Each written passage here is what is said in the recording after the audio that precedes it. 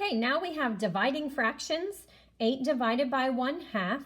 I'm going to model 8 whole.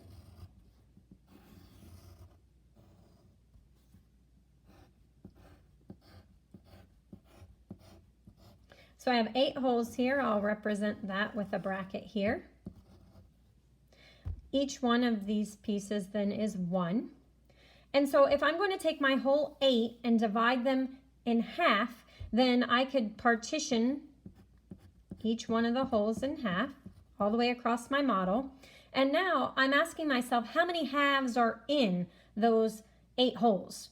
And so I can find that 8 divided by 1/2 is 16. I have 1, 2, 3, 4, 5, 6, 7, 8, 9, 10, 11, 12, 13, 14, 15, 16 halves in the 8 wholes. For 1/5 divided by 3, I'm going to model 1/5. My units are fifths, so I am going to have 5 equal parts in my whole. I'll represent this as 1 whole. And so this part is the part that we have, 1/5, and we want to divide that by 3. So I'm going to partition that with 2 horizontal lines here. And now I'm asking myself, if I have a 5th here and I break that into 3 equal parts, how much is one of those parts worth? And so 1/5 divided by 3 is 1 out of 15 total pieces in the whole. So 1/15. What is volume?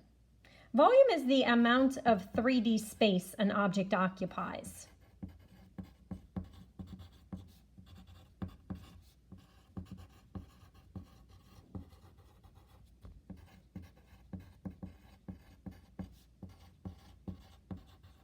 I can see to the right here that we have a rectangular prism. So we are going to find the volume of that prism. It says fill in the blanks to make this statement true. There are blank cubic units in the box. Well, when I take a look at this top layer of the box here, I can see that it's made up of 1, 2, 3, 4, 5, 6, 7, 8, 9, 10, 11, 12 boxes. And there are 2 rows, 2 layers high of 12 boxes. So there would be 24 cubic units in that entire box, giving that box a volume of 24 units cubed. Show your work using the formula. Okay, the formula for the volume of a rectangular prism is going to be the length times the width times the height. And let's see where that comes from. We can find the volume of our prisms by the area of the base times the height. Now the area of the base on our figure here is going to be length times width, since it's a rectangular base. And we know we find the area of rectangles by taking the length and multiplying by the width. So length times width is going to give us the area of that base. And then we're going to multiply it by the height of the prism.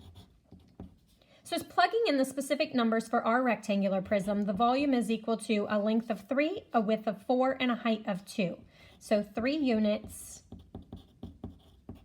times 4 units times 2 units.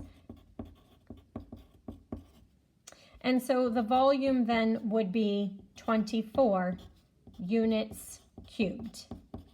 And that units cubed comes from multiplying our units times our units, which gives us units squared, times another set of units, which is then units to the 3rd power, which we call units cubed.